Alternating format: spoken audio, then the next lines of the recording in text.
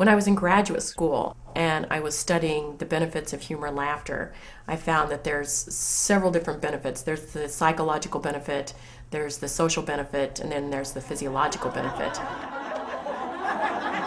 And when I explain it to people, I try to put it in a framework that they can relate to. And one of the best frameworks to put that in is the framework of stress, because everybody certainly these days can relate to stressful events and what that feels like. Money stressing me out right now. It's constant for me. Not having enough time to take care of my body or sleep. One of the things that we found with humor and laughter and positive emotions is that they are the antithesis to the negative effects of stress. So for instance, cardiovascular-wise, what happens when you're laughing is that your heart rate goes up and your blood pressure goes up.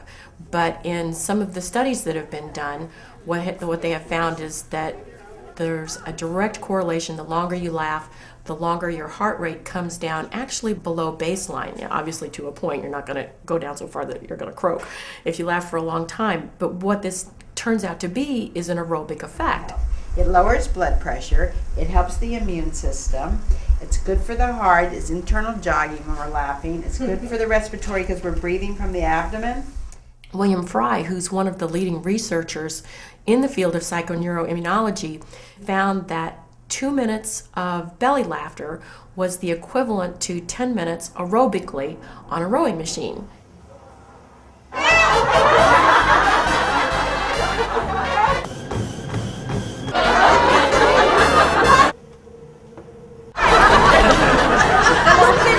And there will be a few naysayers who go, oh yeah, right, 2 minutes of laughter. But for those who can ever recall laughing for 2 minutes and just really having one of those cleansing belly laughs, you can almost recall or feel what some of those benefits felt like. Well, in the 90s, an Indian doctor, Dr. Kataria, who lived in Bombay, read about Norman Cousins, and he was doing a paper on laughter is the best medicine. So he got 5 friends together in the park, and they told jokes for 15 minutes before work. Well, within 2 weeks, everybody heard the same joke.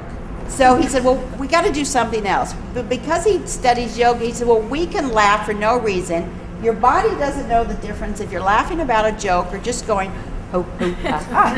You're actually telling your body you're happy. So out of 5 people, now there are 1,000 laughter clubs in India, 6,000 around the world, in 55 countries.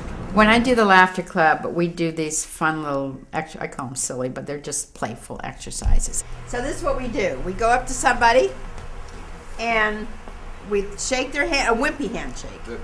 Go. Okay, go around meet people. Make an impression.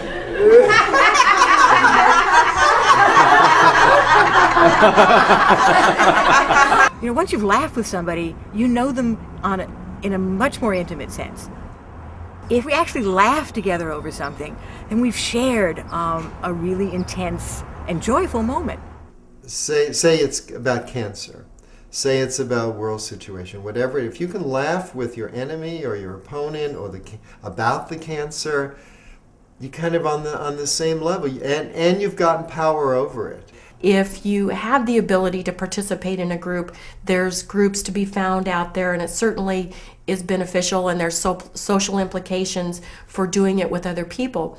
But even if you just practice this by yourself, and even if it were just once a day, once a week, once a month, you would still be better off physiologically, psychologically, and socially, and an argument would have it even spiritually, than you would be if you never practiced it in the first place. Go see a comedy movie. Go read a comedy book. Go to a comedy club. Go to a laughter club. Get some laughter in your life every day.